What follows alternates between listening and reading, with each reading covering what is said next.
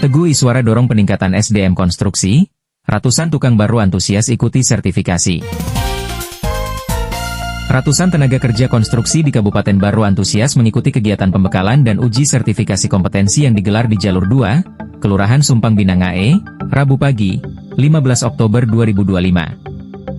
Kegiatan ini resmi dibuka oleh anggota Komisi V DPR RI Fraksi Nasdem, Insinyur Haji Teguh Iswara Suwardi, ST.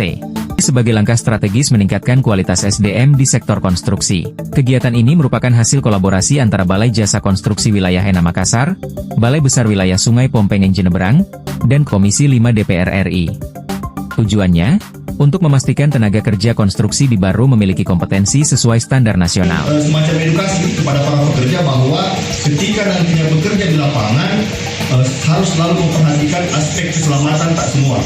Pelatihan ini kami berharap bahwa kualitas para pekerja konstruksi kami ini bisa semakin meningkat, dan harapan besarnya agar kualitas pekerjaan yang nantinya mereka kerjakan itu bisa berjalan sama baik.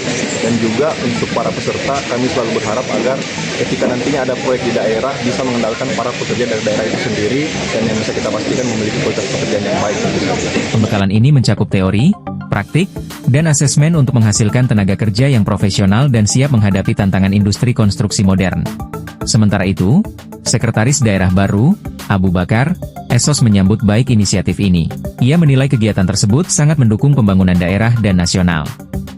Menurutnya, dengan tenaga kerja bersertifikat, pembangunan infrastruktur di Baru akan semakin berkualitas dan berkelanjutan.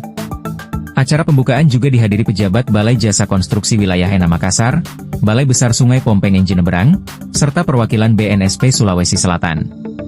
Dari Baru, IGA Radio mengabarkan.